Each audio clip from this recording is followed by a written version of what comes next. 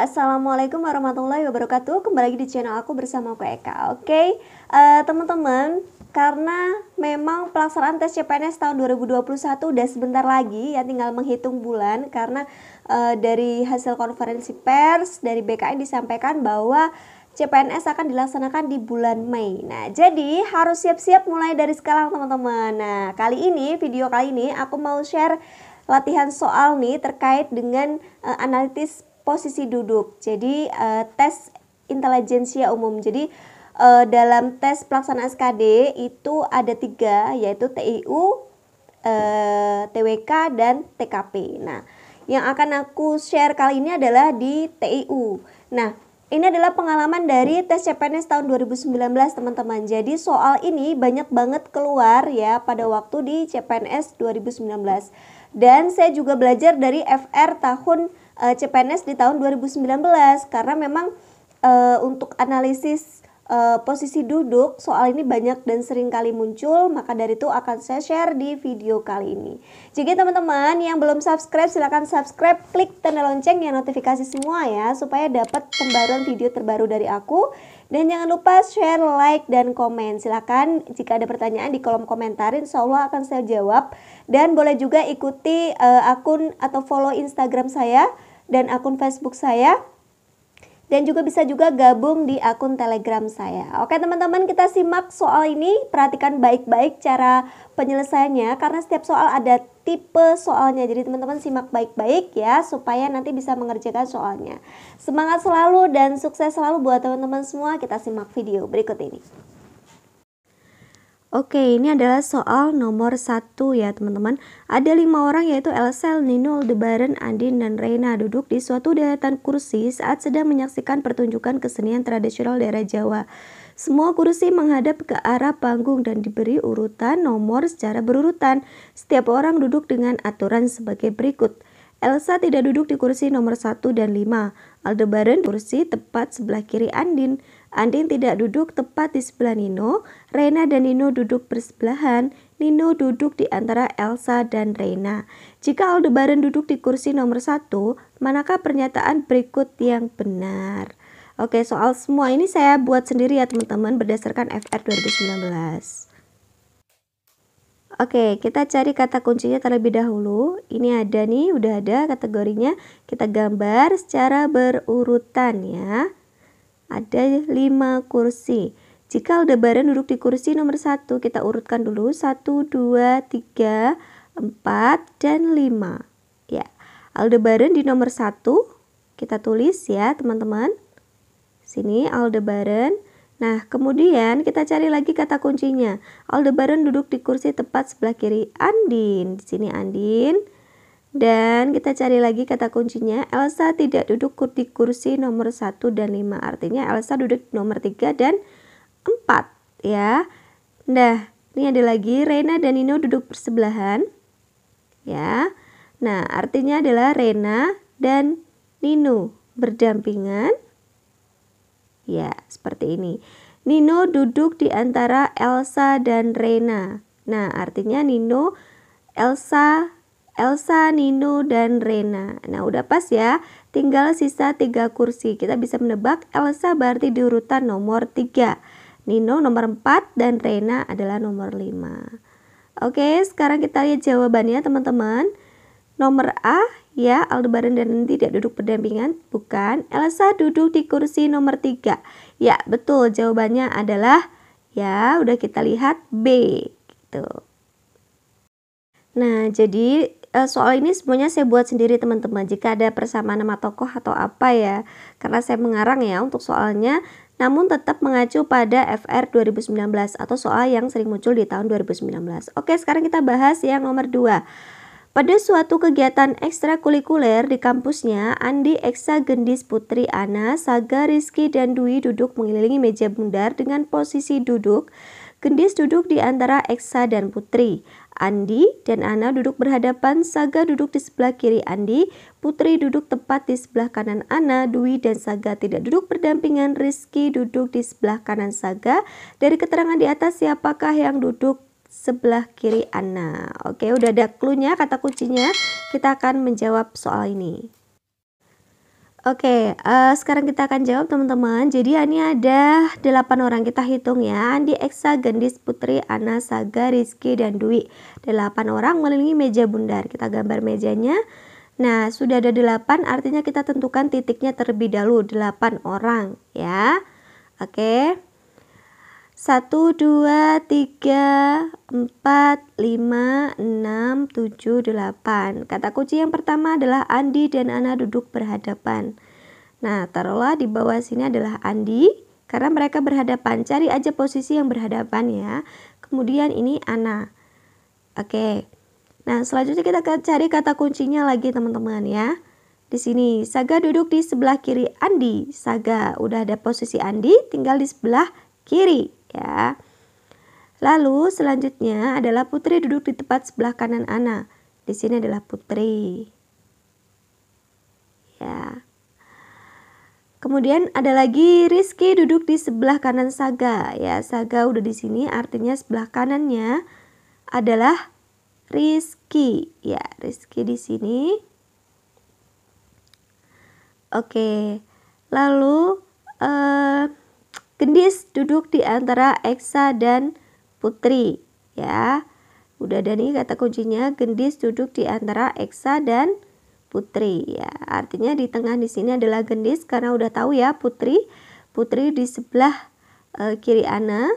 Nah, ini Gendis, kemudian di sini adalah Eksa. Ya.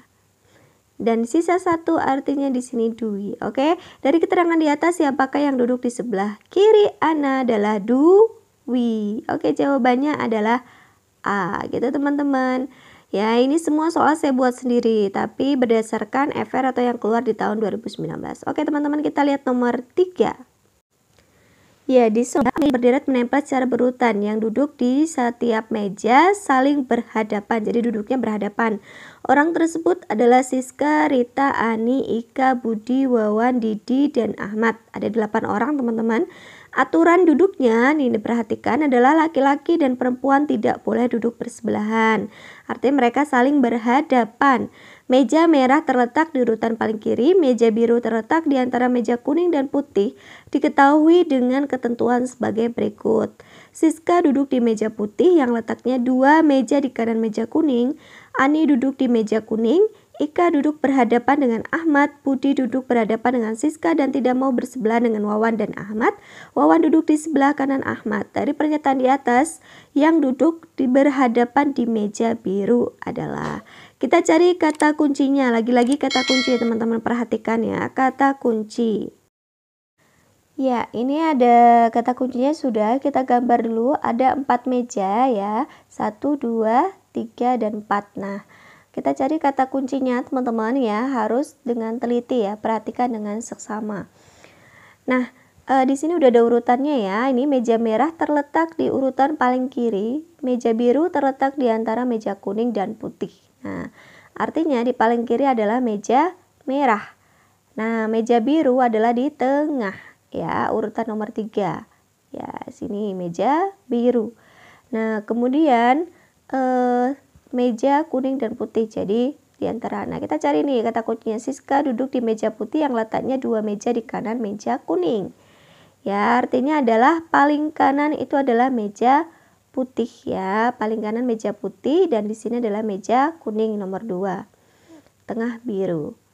Kita cari lagi kata kuncinya.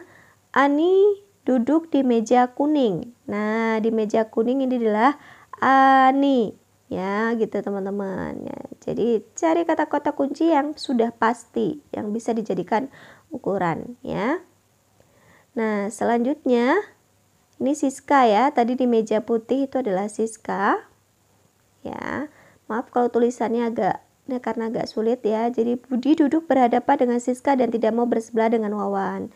Nah, Budi berhadapan dengan Siska, tidak mau bersebelahan dengan Wawan dan Ahmad ya, tidak bersebelahan dengan Wawan. Artinya di sini adalah Didi ya.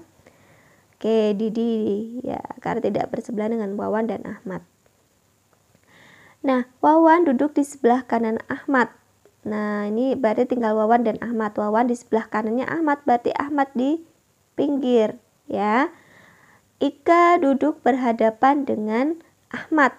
Nah, udah ada Ahmad, lalu di sini berarti sebelah kiri adalah Ika. Ya, oke teman-teman, sudah ada kata kuncinya semua, artinya di meja biru adalah Rita. Ya, Rita di meja biru. Nah, dari pertanyaan di atas yang duduk berhadapan di meja biru adalah Rita dan Didi. Ya, jawabannya udah tahu ya teman-teman, Rita dan Didi. Kita cari di halaman ya B. Oke, Rita dan Didi. Oke, ini adalah soal nomor 4 ya teman-teman. 5 mahasiswa duduk berurutan dalam kegiatan seminar internasional. Fani duduk di kursi paling kanan, Wiwi duduk di antara Bagas dan Rika. Dika duduk paling kiri dan berdampingan dengan Bagas. Dari pernyataan tersebut, manakah pernyataan yang benar di bawah ini?